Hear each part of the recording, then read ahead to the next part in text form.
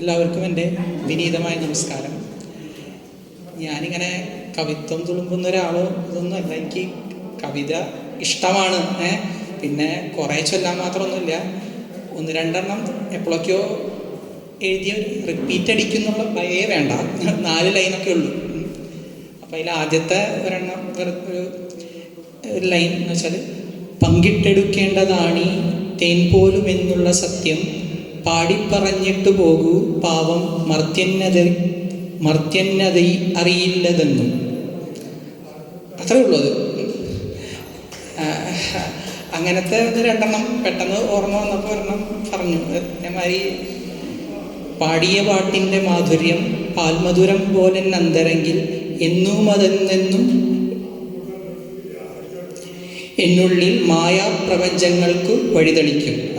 അങ്ങനത്തെ ഒരു 4 ലൈൻ ഒക്കെയാണ്.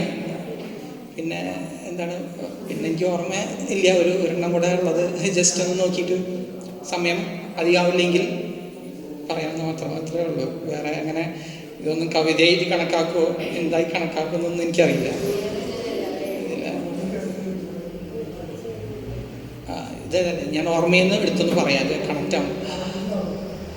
അക്കങ്ങളെല്ലാം അംഗം കൂടി അങ്കത്തട്ടിൽ അടരാടി ഗണിച്ചും ഗുണിച്ചും അവർ പോരാടി മതമാത്സര്യത്തിൻ ഇരയായി എങ്കിലും ഏവരും ഒന്നായി പ്രപഞ്ചവിധിയാൽ ഒന്നായി എന്നുള്ളതാണ്. അതിൽ കുറച്ച് എൻ്റെ തോന്നിയ ഒരു തോന്നലുകളാണ്. അതൊന്നും കവിതയൊന്നുമില്ല.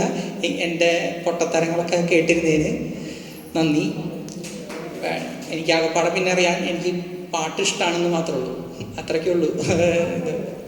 വേണമെങ്കിൽ ഒരു വൈകുന്നേരം. ശരി, താങ്ക് യു. Thank you.